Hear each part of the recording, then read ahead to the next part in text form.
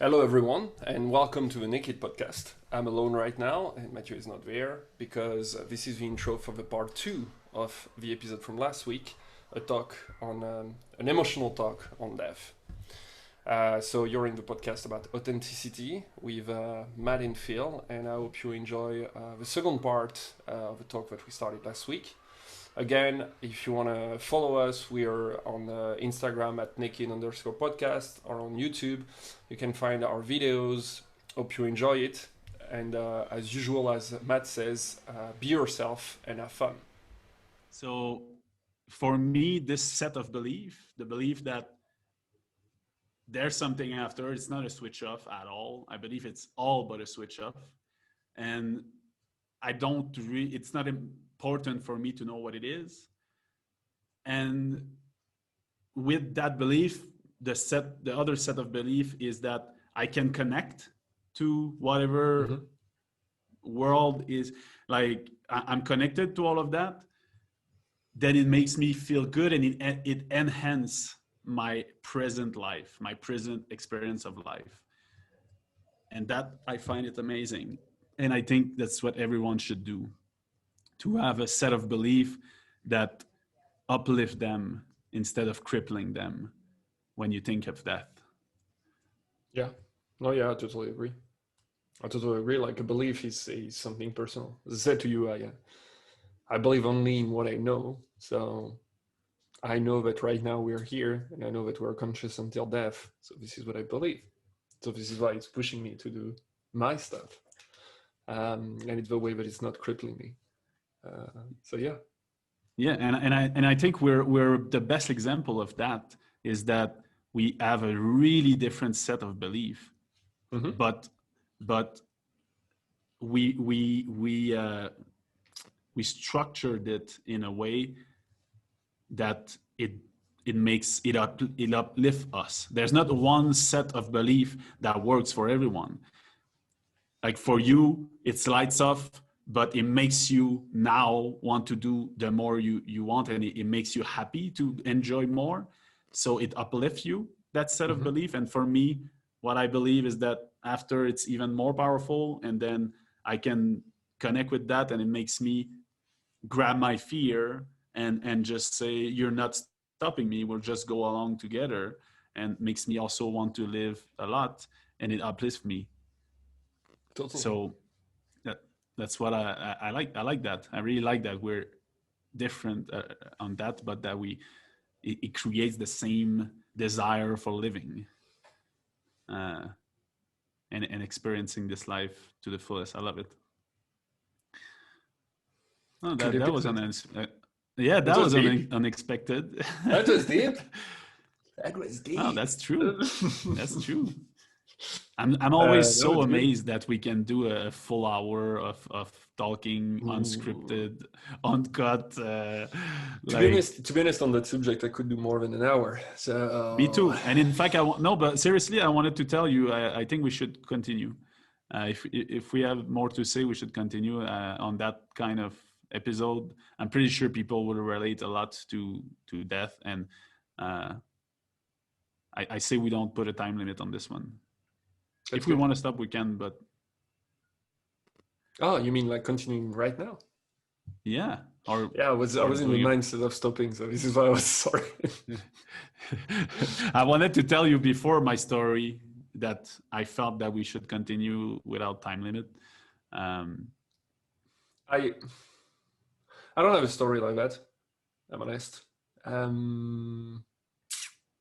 Because I don't have that kind of belief, or because I don't have that kind of belief. I don't know. Impossible. Yeah, but it's also because I like to put myself in a corner, I will say. Explain. I don't believe too much in the afterlife because, I mean, it depends the way you see it, right? There is, for example, this part next to San Diego or something like that. There's one of a blue place on the planet. There's 5 like that. And since they believe in the afterlife, for example, they're really careful with their present body. So it's really interesting because they eat well because they believe in the afterlife. So that's super interesting when you think about it, because it's almost a religious belief that makes them eat really well, and they age really well because they eat really well, and this is one of the research that has been done. Research done on food and everything, but people were not understanding why in the US there was only this part, that was eating so well, and we understood because of the belief system. So it's the after that push them to do that. So this is why belief and everything is really hard to understand, because it's like, and this is why I respect the people that believe in religion and all that, and to explain this kind of stuff, or to explain the afterlife, or to explain the thing, because again, it's something personal. If you need that as a human being, that's good for you. I mean, that's you. That's what you need also to deal with it. Like it's I I think there is something that people forget when we talk about death, is that it's a traumatic event. I remember the first time that I really understood death, and it was when my grandpa died. So in Portugal, really religious, my grandpa died, and they do like this. I don't know if it's a ceremony like veillée funèbre, which is a night watch. I don't know how to call it. Where you have like people, it's a bit scary because you imagine old people with like things on their head, like praying, and there is an open casket in the middle of a living room, and you have candles and all that, and it's dark and all that, and they do that during 2 days. And I remember that I was 15, 16, and I went with my dad, and my dad says me to do the cross, because there is seriously, I don't know what sign I did, but that was not a cross, that's for sure, because it's the first time that I was seeing a body. It's the first time, when we say like there is this you have suddenly this gray color. I'm really going really deep, and it's kind of sorry about that. You have this, you're missing this aura, around a body, that you see that it's not there anymore. And it's the first time but for me, I got it, about what it was.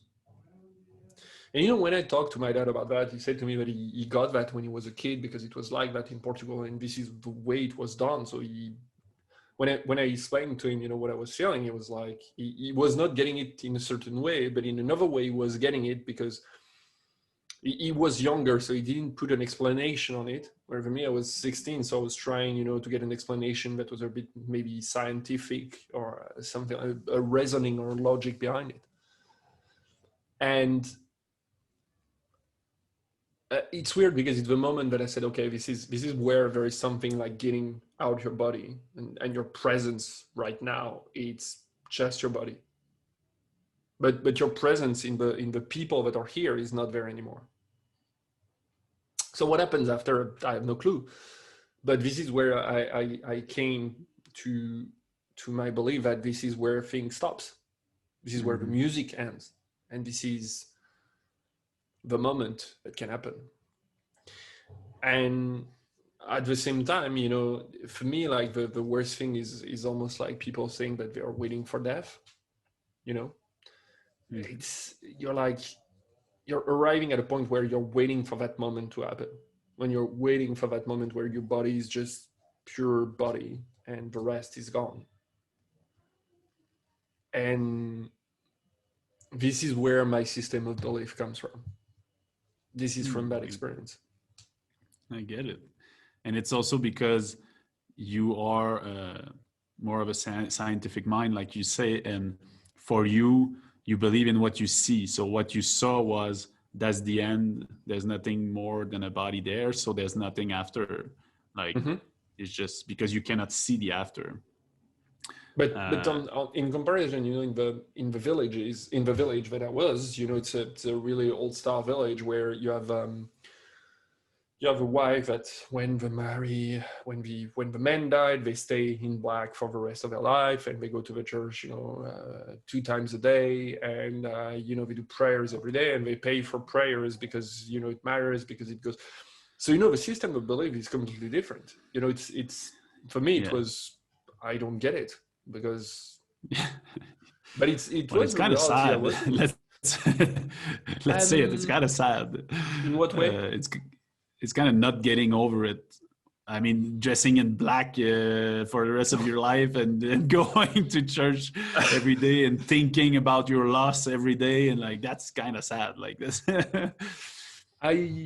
That's the thing. I'm not in their head, so I don't know if they really think Yeah, yeah. that. And I'm not judging. In my eyes, it No, looks no, sad. I understand, because looking from the outside can be also really funny, by the way, because it means that I used to laugh when I was a kid that the stereo system, like all sound, it's coming from Portugal in the church, because when you go to the church, you have all the old women that knows the ceremony by heart, so they're all reciting it at the same time. So basically, all around you, everybody is doing the priest, a little bit. So I said, "Oh, this is where they invented the stereo sound system." Gotta sit down here. And it got in the church. I think it's. I remember that I was discussing that with my granddad. I think it's based on the belief that you have, and the belief of the afterlife that you have, and this is how they translate it to be still in communion and in link with it. This is how I understood it. Yeah. No, That there I is totally still get it. this connection. But yeah, I, me too. I totally get it, and that's what I want to emphasize on, is that sometimes people don't really see that it's their belief of the afterlife that dictate their life, and and it's a really good place to assess, like to do an introspection of like what is your belief of what's after, because it will explain to you how you react if you lost a loved one. It will explain to you how you live your life, because you're it's relative to the endpoint, right? And your belief of after, and it can explain a lot. So for me, looking at death is important, is something that everyone should do.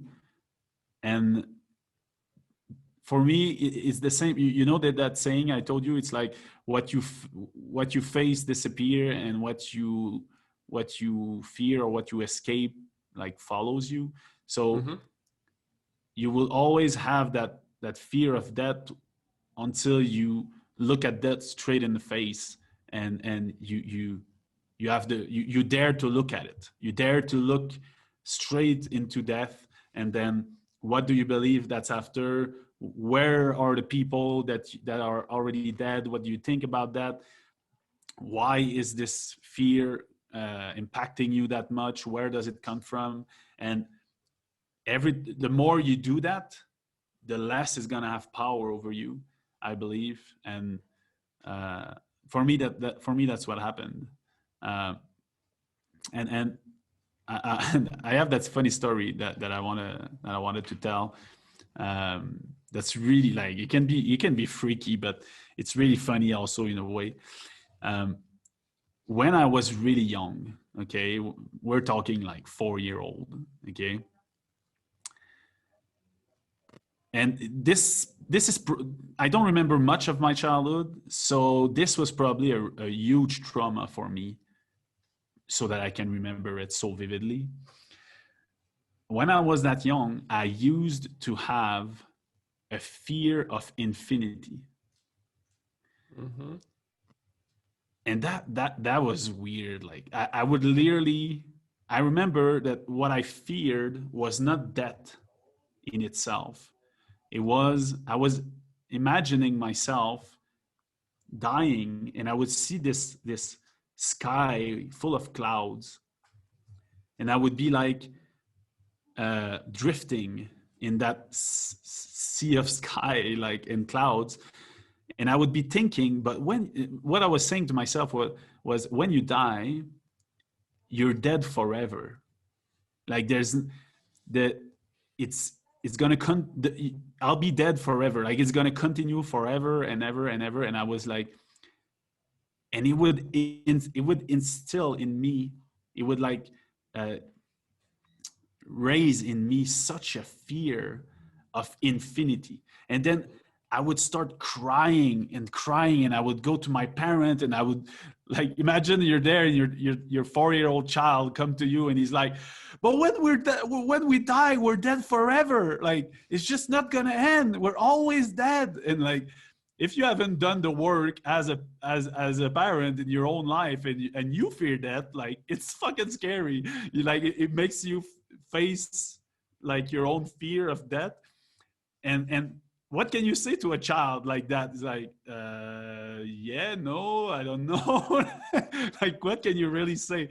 And it happened a lot. Like for a couple years, like I would wake up randomly in the middle of the night, or I would try to go to sleep. And when I close my eyes, I would just start thinking about it. And it was so intense, that fear, that it would make me cry and almost have a panic attack. So that's one part of the story. The craziest part is what's coming. When I was, I don't know, maybe in my 20s, Mm-hmm. I had a talk with my father over a sushi dinner. And I said, "Do you remember when I was young that I had this weird fear of infinity, like after that?" And he looked at me straight in the eyes and he's like, "There's no way I could forget that." But it was weird, like how he said it. So I was like, "What do you mean? Like why do you say that?" And he said, "The first time you arrived to me at 4-year-old crying about infinity, I totally freaked out, because when he was young, when he was the same age as me, he had the same fear, same exact thing. So and he was going to his parents saying the same thing I was saying. And he's like, when you arrived to me and you told me that, it brought me back to my own fear. And I could not believe that you had the same fear as me. I just could not believe it. Like, it's such a random fear. It's such something that I never heard anyone else in my life telling me that feared infinity. and he totally freaked out. He was like, you can like, he was scared about that. So how do you try to comfort your child when you're scared of the same fear that your child come to you and tell you? And yeah, he said it was so weird. I could not believe it. And I didn't know what to do. And I was asking your mother, like, can you take care of that? Because I have the same fear. And so it brought to me, when he told me that, I was thinking, wow, how can this be possible? So I'm sure that in your head you're like thinking like, oh, it's probably a genetic thing, like it goes through the genes, because genes are information and everything. No, and it's not. and it could be that, like it could be that. I'm really wondering, like, is it a soul thing that we cannot really explain, or is it a gene thing that he has that in his DNA, and by giving me his DNA, he gave me the same fear, because it's so random. And yeah, I don't know what you think about that. I mean, in fear, yes, because when you think about it, if we talk about fears in general, and fear of death and everything, why most of you people are fearing altitude? I don't know what to say that. Mm-hmm. The hauteur. Yeah, like fear of height. That's really simple. Is because when you were not fearing it, you will die, so you will not reproduce, so you will not have, you will not give your DNA to people below you. So when you look at it, that's really simple. So the people that fear certain stuff because they were fearing death, generally they survived, right? And these fears are passed to us. This is why we fear snakes. Even if we don't see a snake ever, almost. You know, you see a small snake like that, we are fear of it because what is it gonna do? Seriously, kind of small thing. Yeah. But what is funny is because your story, and sorry because your story makes me remember that I was logic from a kid. You mean you were logical when you were a Yeah, I was kid? logical towards death. So it's funny because you make me remember that, and it makes me laugh. Oh, tell You know, me. when you have this period, you know, at a certain age where you're asking why for everything. Yeah, yeah. You know, why. And in Portuguese, it's porqué, pourquoi in Okay. French, Yeah. porqué. And my grandma used to say, you know, when we were saying goodbye, she used to say, "Si Deus quiser," which means, in translate, if it God's will. Yeah. When I was a kid, I was asking, "Yeah, but why?" Because I didn't get it. And I was entering this discussion with my grandma, and I don't remember how the other people reacted, but it's almost every night I was entering this discussion with my grandma where it's like, "Yeah, but why?" And she was like, "Oh, because, you know, God decided." And I was like, "Yeah, but why?" And for me, it was not logic because it was like, you need to, Yeah. if you're gonna die, you're Who's gonna God? Where he is? Like, why is he controlling us? die. You know, the kid that is real like into that, like, it's like, if you're gonna die, you're gonna die. It's because you just dropped dead. It's like your body not working anymore. And in my head, it was that. It was like, you know, has nothing to do with God or anything. And it was so funny. So your story makes me remember that, and I remember that I had this discussion with her like afterwards, even after when I was older. But I kept that for a long time. It's just interesting to see, yeah, the logic or the everything that you get before that must come from somewhere. I don't know where, but it must come from somewhere.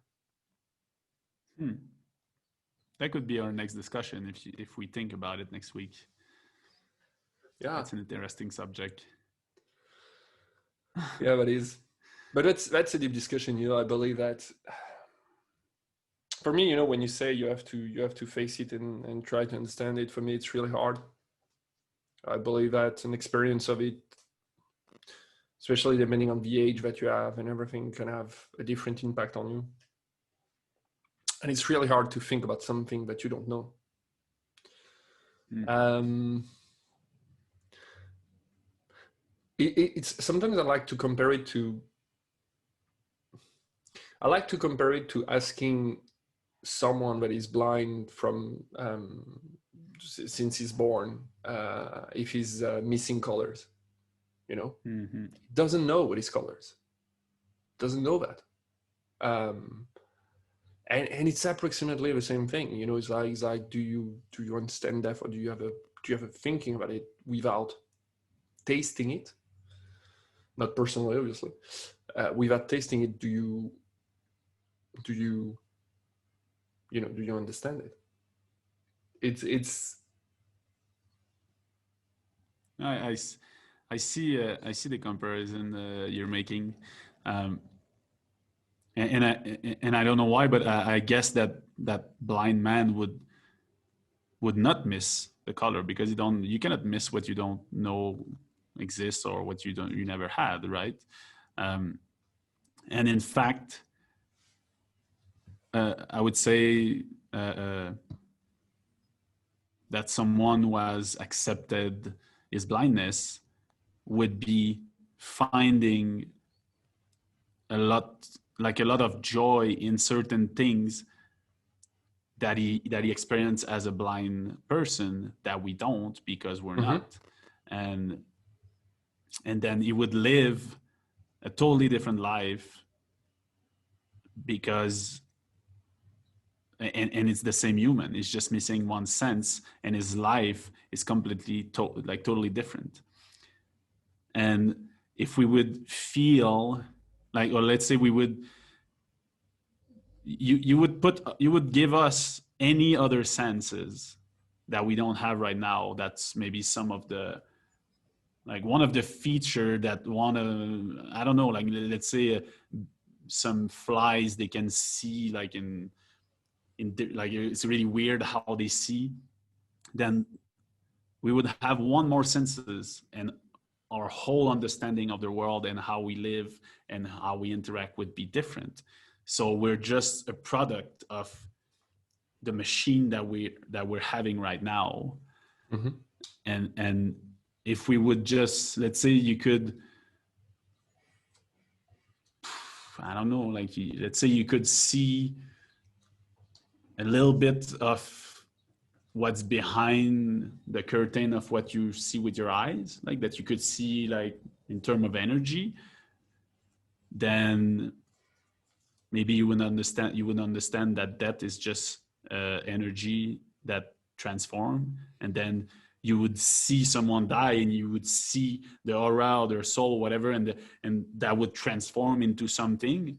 And then you would not fear that anymore, because you'll be like, oh, it's not nothing. I'm just going to transform into something else. And so your whole understanding of it would change. Yeah, but And imagine a society that understands that. That would be crazy.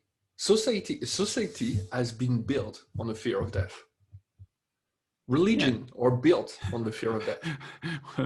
The real question is, would it be crazier than now? Imagine a society that has a fear of death. Oh, it's us. Yeah. We're crazy. No, but man. No, but what I mean is the fact that when you look at, and I'm not going to talk about the other religion because I don't know them as much, but in Christianity,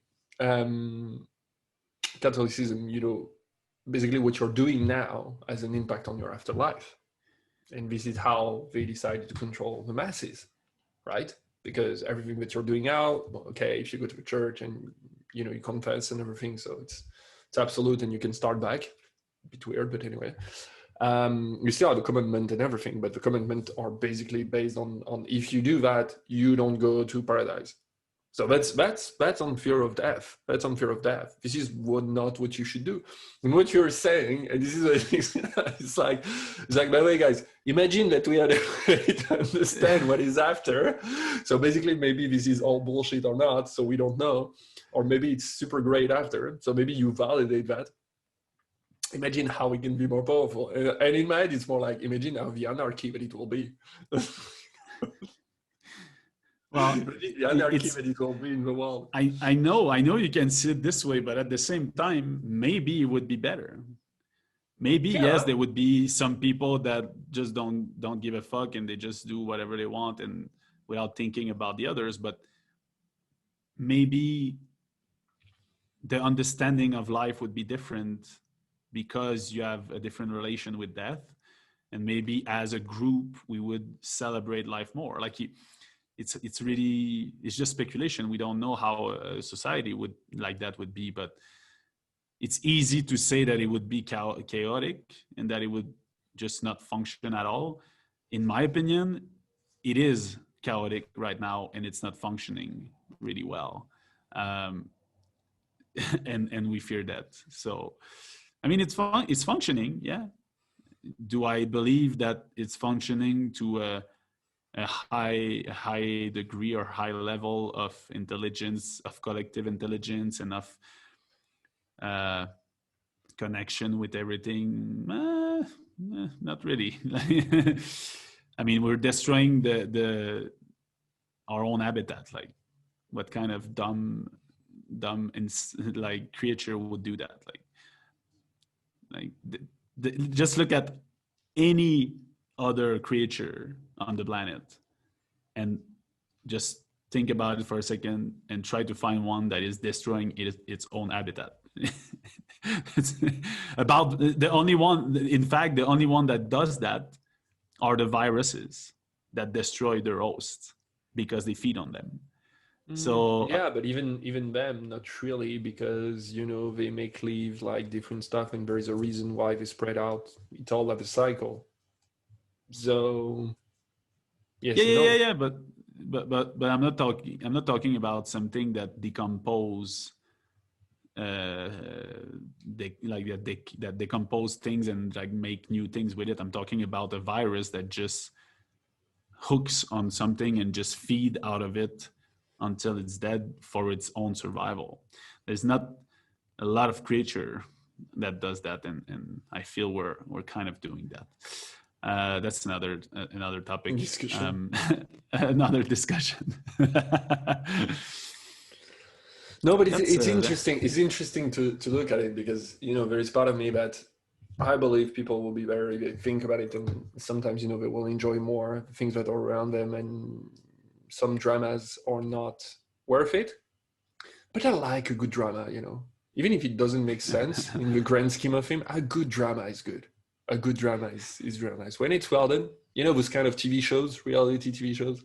And because people say, oh yeah, but it doesn't matter, blah blah blah. But in the end of the day, I think that you have to make stuff that makes you happy, and you have to make stuff. You have to live a life also planfully, without necessarily thinking about 5 years or 10 years or 20 years or 30 years or 40 years or I don't know, 80 years. We don't even know right now. I mean, plenty of companies of Silicon Valley are working on the fact that we're putting our brain inside a computer, so we're going to live forever. Yay. So when I don't like the idea. I just don't like the idea. Because I believe as I said to you, I believe we're so creative. I believe in the ingenuity, of the human species, because we have constraint, because we're so fragile. If you take off all this fragility from the human being, so which one of the last one is death that we have.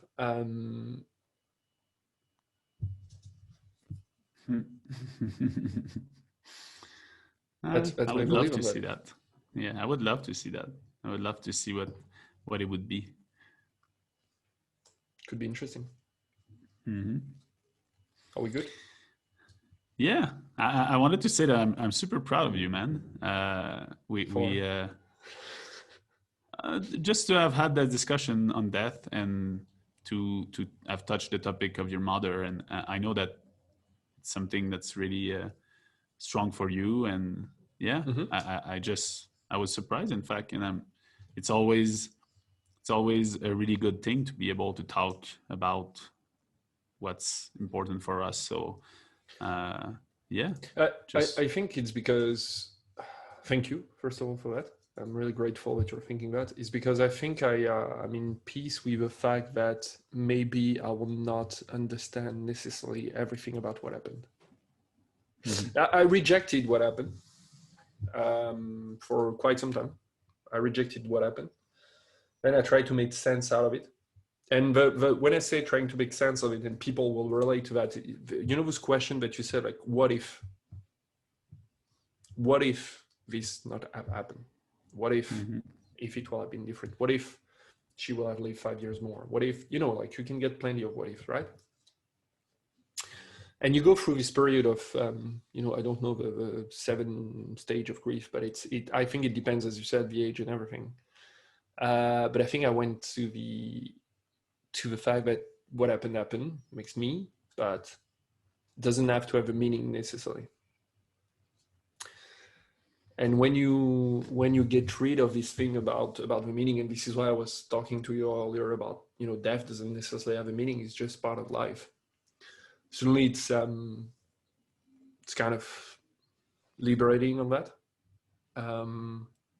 But I'm still working on it. So it's possible that if we talk about the same subject in 1 or 2 years, I will have other ideas. Yeah, that's totally normal, and yeah, you're totally right. It's just a question of belief. What do you think about certain event? What is the story in your head on something, and again, it goes back to what I was saying. Like, you have to believe what helps you, what makes you Mm-hmm. happy, what empowers you, what empower you. Like, I joked, I said, because Jamie, she's also, I mean, I know she's going to listen to that, but I know that she's still grieving her mother, Mm-hmm. and it's been 20 years. And for me, it's just a question of belief. It's something that is unresolved in your past when you were young, and your story that you have in your head. And and you can change that. And I told her yesterday on Mother's Day, or I think it was the day before. Well, she had she was coming back from a yoga class, and I don't know why we talk about that. Then I said, like, well, I'm sure that your mother is there at all your yoga class, and she's taking the class with you, and she's super proud of you of being a yoga teacher. How And she did she looked at take me. it?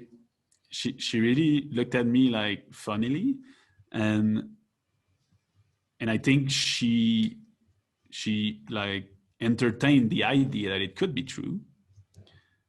And I don't know, I just felt that she reacted really well to that. And that's what I mean by that is, if it, those people that keep talking with the people that are dead, well, if it really helps you and makes you feel good, like, that's your thing, man. Like, nobody can judge you. Like, we all do in our life what we think is good for us. So if it makes you happy and help you grieve and be more at ease with someone that you lost, to imagine themselves being alongside of you, or at least feeling their energy as being there in your life, on the everyday life, if that helps you, and why not? That's why I say you just have to change what you believe when you're not happy, or when something like that cripples you. You have to change your belief. And then, so I joked at her and I said, so every time that there's a no-show of student, you should still give your class because your mother's there. And she laughed and she's like, oh, maybe you're right. Like, and I said, that would be really funny, people coming and seeing you giving a class to no one. And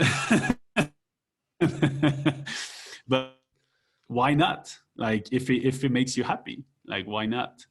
And some people, it's better for them to just forget totally about the person. Like, it's not in their life anymore here. I'm gonna live my life here and just give a little thought sometime, and that makes me happy.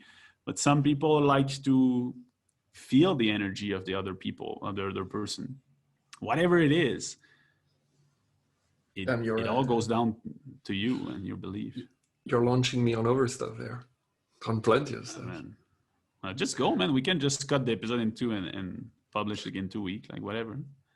First of all, I will not talk about in the place of Jamie because I don't know what she feels, but a lot of people that told me stuff that you just said to her. And you have this contradictory feeling inside you when someone tells you that. And this is why you say, like, this funny look.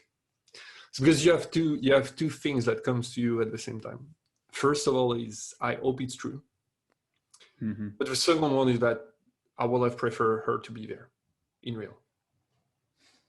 So you have at the same time, this feeling that, you hope it's true because you want to believe that also, that she's still looking at you and still, seeing what you do. But at the same time, you have this sadness because that she's not there in real. So it's kind of this.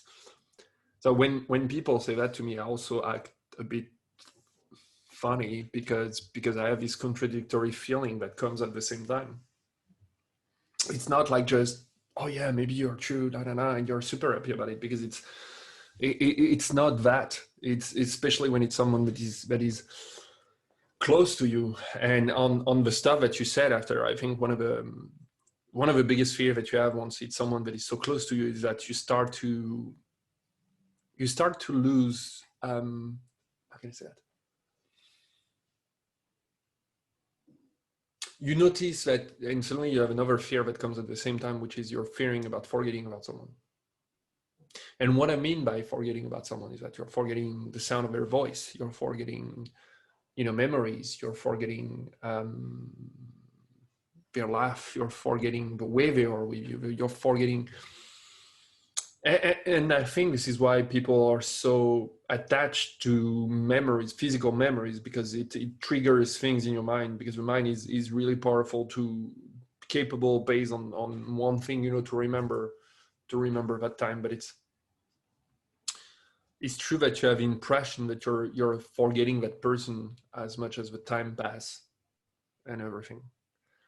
But this feeling that you just said, it's and it's my explanation on that, and it's the same thing for the belief and everything. Like when you just lose someone like that, and it's still, you're still grieving and everything, and someone says, oh yeah, but I know they're looking at you from somewhere. It's not that we are against that idea. It's not that, we are. It seems sometimes that people react like quite fairly when someone tells you that, and it's almost like, yeah, but you can't understand. Sometimes they say stuff like that, and it's not.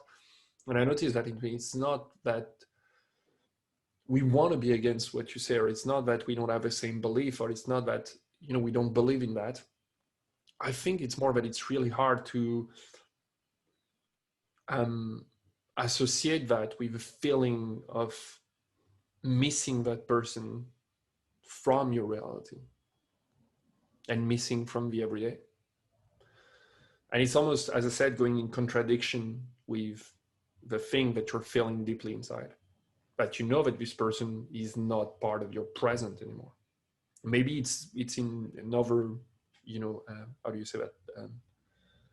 Universe, plan, astral plan, okay, yeah. Maybe it's in another plan. They're still there and everything. But the fact is, from your present, they're not there anymore. And I wanted to explain that because I believe that, we all know someone that have lost someone. And you may have already this reaction with someone. I avoid to have this reaction because I know the feeling that it gives me. But it's the feeling that you have inside. I mean, it's the feeling that I have inside. And maybe you can confirm with her, or maybe you can confirm with someone else. But it's I just wanted to explain that to give a bit of. I think it's so interesting to have your point of view on that. That makes so much sense. And there's two things that I thought about. Was first thing was, I guess it depends also what kind of people you are. What kind of person you are, sorry, and if you focus on what you have in life more than what you have not, it will really impact, because there's a lot of people that are always thinking about what they're missing, what they don't have, instead of being grateful what they have. So how you think about that will really affect how you react to that contradictory feeling that you get. And it's not about not getting feelings, like it's about living your feelings. If you get these feelings, it's because you need to live them and not repress them. And you said something really, it's really weird. Like I had that flash. I told you I dreamt my mother was dying last night, and you said like you don't want to forget people, and you want to remember things, like you want to remember their voice and everything. And I had this flash of my dream that, like, it was really weird in my dream, because it's kind of, she died and I knew that she was dead, but I wanted to see her before she died.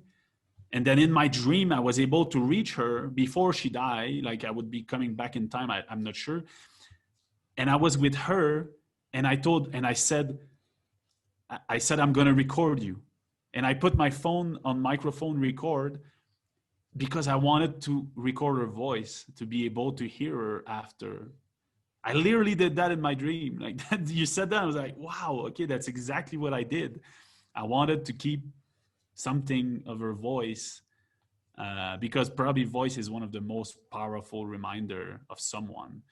It has such a flavor. Like it's voice is such full of different variable that what you hear from the moment you're born, like you hear their voice. So it's really, really, really tied to you. And it's like a picture is good, but voice has something. So I thought it was funny that you said that, and I dreamt about that. And I just remember like right now about it.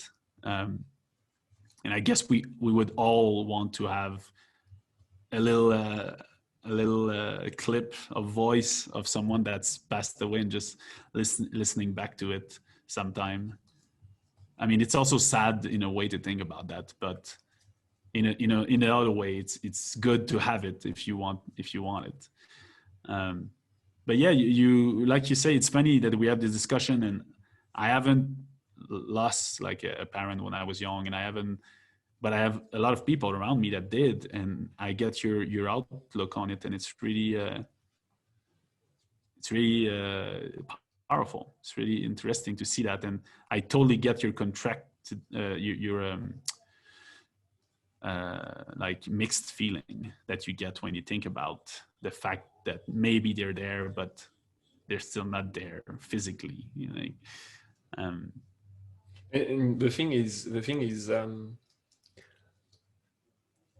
you know, it took me time to understand that. It took me a lot of time. Is that people live inside you.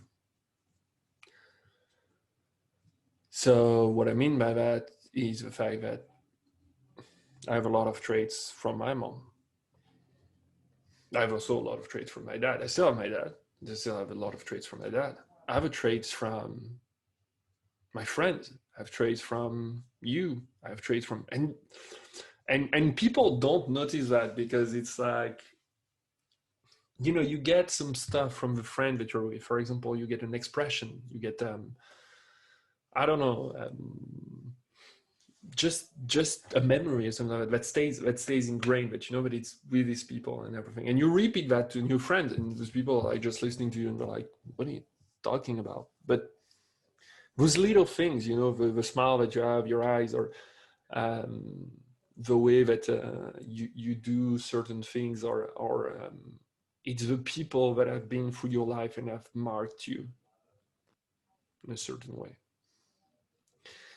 And when you think about it like that,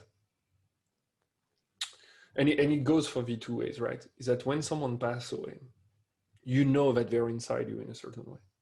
You know that you're passing it on. You're not just, you know, when it's your parents, it's you, your sisters, and all the people that have been in your family that pass some stuff on, because everybody has an influence on everybody. And once you understand that, you also start to notice one thing. And this is why I like, you know, this thing about, if fear says that, you know, your weaknesses, and once you know your weaknesses, you can become stronger as well as kinder. Is because once you notice that you're living through everybody that you influence, you start to notice is that what kind of influence you want to have on people. Your quote from last week or the week before, random act of kindness a day put the heart doctor away. That's exactly that. If you're kind to the people around you, if you're, you know, loving, or if you're fun and everything, which generally come from kindness at the beginning, people will keep that. People will remember that. You will stay in the memory of people, even if you don't want it. Whether you want it or not, they will stay in there. I kept stuff from my exes. I kept stuff from the people that went through my life. I know that I talk about stuff because I learned that from these people. So when you look at it, all the people that you will go through, so whatever happened to you, every interaction that you have, everything that you have, will stay perpetually. Totally, and even more, the people that you interact with that much, like your parents, your brother or sister. You spend the whole beginning of your life with them, mostly, and so you're a mix of you and them at some, like, in some ways, and not so just genetically, but also with your personality. Yeah. So that's, for me, you know, what is after death. It's basically the residue that you left in life. Oh, wow, that's really interesting. The question is, what residue do you want to leave? That's more important than anything else. That's more important than anything else. You know, these people that have still the tradition from, you don't even know where it started. It's like, oh yeah, it's your grandpa that one day, and maybe his grandpa did also that, but nobody remembers where it comes from. We were talking about tradition and everything. This stays on. The ritual that you decide, this stays on. The video that you do, or the way you want to look at stuff, this stays on. And this is what is crazy, because when you look at it that way, and you fear death, okay, you fear death like tremendously. Fine. what leave or create and leave, Leav, not leave, not Mhm. life, leave as much residue as possible in this life. Man, that's so powerful what you just said. I never thought about it this way, and I love it so much. What's it's such another way of looking at it. We're all always thinking like what's after death in the afterworld, but really not often thinking about what's after death in this life, in here, in this world. And I really love that. I really love that what's after that is the residue of what you left here. And I was You made me also remember that. thinking, You made me remember that yeah, just right now. I was, I'm always thinking of that, but you made me remember that. and that's no, but that's so special because there's so many people that have the fear of being forgotten. Hmm. For them it's like worse than the fear of death, and they want to be known, they want to have an impact because they don't want to be no one, they don't want to be nothing, they don't want to be forgotten. And Hmm. it could almost come from that, Yeah. like if you live through the residues of what you left here, you know that you won't have anything, you won't be anything if you don't leave anything here, which is would be irrational because you leave something with every second you pass here. You impact something in some ways. Hmm. But I really love that. If we were thinking more in terms of that, and thinking that, well, you will have to believe that being kind is better than being bad, but if you would believe that and thinking that is the residue that you leave, that you leave, that's really important, then you would really be careful of what you are in this life, what you do, how you impact people. hmm. I never thought about that this way. That's really nice. Yeah, but it's because of the fear that you just talked about. I had this fear. I had this fear. That was my fear. When my mom passed away, my first thinking was like, we are fucking no one.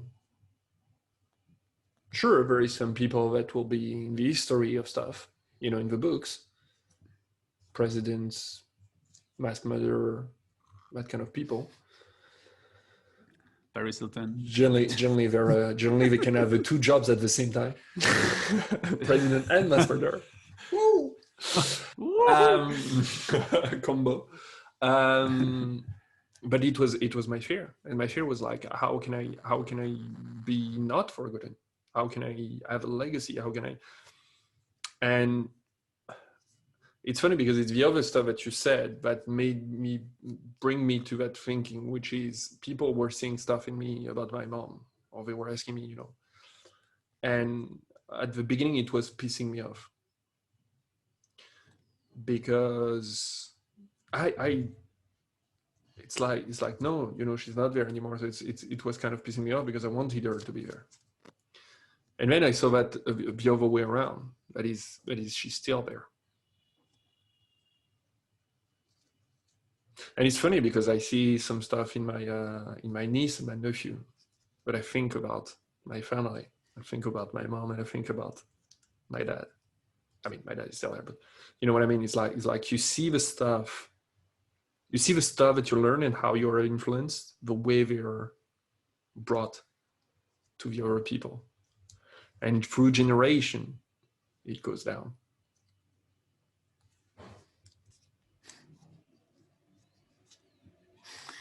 I fucking love this episode. Wow. I don't know if we will have done that deep if we are not have continued, to be honest. But yeah, Hmm. I could you wanted me. continue. You wanted me naked. That's it for you. I always want you naked. But I love having this chat with you, and just everything that you told me. Like, I know that you have your set of belief and everything, and I know that you believe in that, but I understand another part of you, another Hmm. side. never. It's like you're kind of this dice, like those 20 dice that we were playing in Dungeons and Dragon, geek stuff. But you notice that humans have way, way, way more faces than a 20. They're like 10 million. And each time you discover a new face, it's kind of cool. I just discovered a new face of you, and it's amazing. I love that. Yeah, me too. And what's even more impressive is after like 30 hours of talking, every time we still discover things. Yeah, I really love it. It's still there. Yeah, I think that's really cool what we do. Thanks for listening to us for 2 hours on. I don't know how to summarize this episode. On death, beliefs, fears, and what's after and what's not, and what to do with it and what not, maybe. Thanks, man. I have nothing else to say. I'm really grateful right now. So yeah. Yeah, me too. I'm in this state of peacefulness and gratefulness. Like it's really weird because I feel right now the same way I feel when I get out of a really deep meditation. Me too. I have the same energy right now, like that peaceful state. It's so weird. It's one of the first time I get this after one of our call, and yeah, I just feel so calm. I love it, and like always, and I think we said it in this episode in some other ways, but to be happy in the face of death is the same thing as being happy in the face of anything else in your life.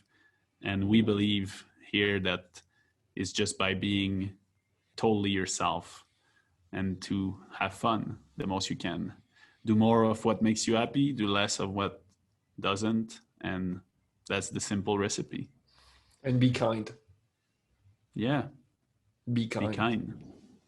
Be kind and live your emotion. Live your emotions. Yeah, this week you told me about that controversy of that guy wrote a book about real men and everything, and well, I'm telling you, all of you, I don't know, like all the men out there, like live your emotion, and women too, like everyone, you should live your emotion. You should not keep anything inside because it has to be lived. It's the purpose of an emotion. The how do you say that, the life's purpose of an emotion is to be lived. So if you don't live it,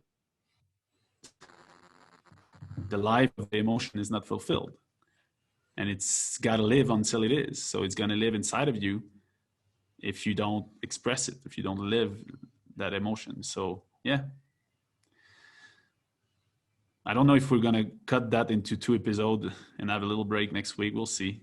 Or if we're just going to start having 2 hours episode because we're going to bring guests and talk a lot with them. I don't know. But we'll check that. And that here. And yeah, we'll talk about it. So thanks, everyone. Love your feedback. And keep engaging with us. We love it. And yeah, see you next week, my friend. See you next week.